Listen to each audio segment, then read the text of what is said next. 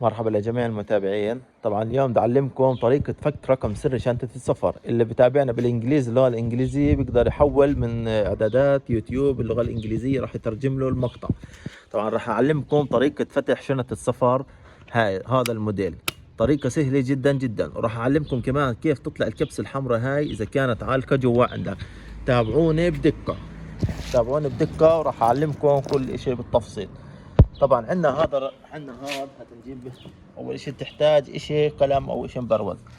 عندنا هاي الشنطة مثلا، هاي الشنطة اذا انت ما لعبت برقمها السري وما غيرت نهائيا، دائما من المصنع 3 اصفار، دائما حط 3 اصفار وجرب. واذا فتحت معك فتحت، ما فتحتش هسه بعلمكم الطريقة كيف تفتح معك. بس في مشكلة دائما الناس بتبعت لي اياها، انها هاي الكبسة الحمراء، هاي شايفينها، هاي الكبسة الحمراء بالداخل عندهم ومش قابلة تطلع، بحاول يطلعها، هاي ما بتطلع هيك، هاي بتطلع بتكون الشنطة بإعادة وضع تفعيل رقم سري جديد.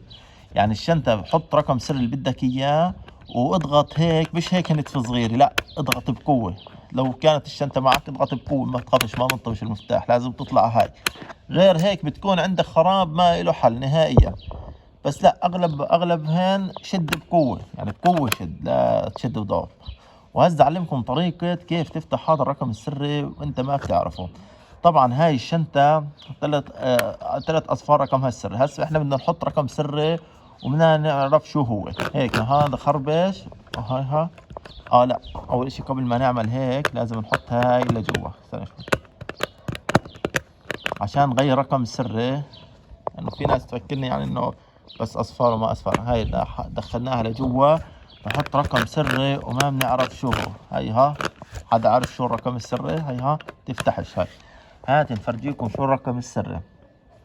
شو بنعمل؟ هات قرب لكم. في هون شايفين، في هون مداخل. هاي انا لا انا ولا انتم بتعرفوا الرقم السري. في هون مداخل، هاي شايفين على العمود اشي حامل العمود، زي عمود حامل العجال. تطلع عليهن، انت بتطلع عليهن وانت بتلف. مثلا بلش من عند الصفر، مثلا هون صفر، تطلع لازم يكون في تجويف. هون في تجويف؟ لا، هون في تجويف. هيو حتى اجعل واحد، هيو التجويف شايفينه بين عليكم. هسه بنيجي على الرقم الثاني، هون صفر في تجويف؟ لا. طبعا بالفضاء ببين اكثر، بالجوال اكيد ببين، يعني نتفة صغيرة. هون في تجويف، هون في تجويف، هون ضلك تلف يطلع التجويف. هاي طلع عندي على 7، شايفين؟ طلع عندي على 7 التجويف. هاي بنيجي على الرقم 3، هون في تجويف، في تجويف. هاي طلع عندي على 5. إذا 1 7 5. شو بنعمل؟ بنيجي على الواحد، 1 ناقص 5 ما بزبط نقص منها 5. 1 زائد 5 بنحط 6. هاي 6. 7 ناقص 5 بزبط، بنحط على 2، لأنه 7 ناقص 5 2. 5 ناقص 5 بزبط 0، بنحط على 0. اذا انا حاطه كانين، او احنا حاطينه 6 2 0. شفتوا كيف؟ 6 2 0 راح يفتح، شايفين؟ 6 2 0 رقم.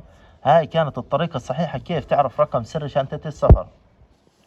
واياتا مشكلة كمان بتواجهكم ما عرفتوا تنقصوا، ما عرفتوا تزيدوا، اكتبوا لي تعليق وراح اعلمكم، او راح اكتب لكم تعليق شو الرقم السري عندك. بس تأكد اهم اشي من التجويف. اذا التجويف غلط كل شغلك غلط، يعني ما بنفع نهائيا. يعني انك تحل رقم السري بدون ما تعرف التجويف. وزي ما حكينا كمان الشنط مش آمنة 100%، لا تحط فيها اشياء ثمينة بالصفار. هذا القفل بفتح، حتى لو حطيت قفل حديد بيتقص بالصفار. يعني حتى هذا السحاب نفسه بنخلع، يعني لا، يعني هذا شايفين السحاب نفسه كمان بينكم. الشنط مش آمنة 100%. حط الأشياء الثمينة دائما معك، اطلعها معك على الطيارة، لا تخليها بشنطات زي هيك. وشكرا لمتابعتكم، إلى اللقاء.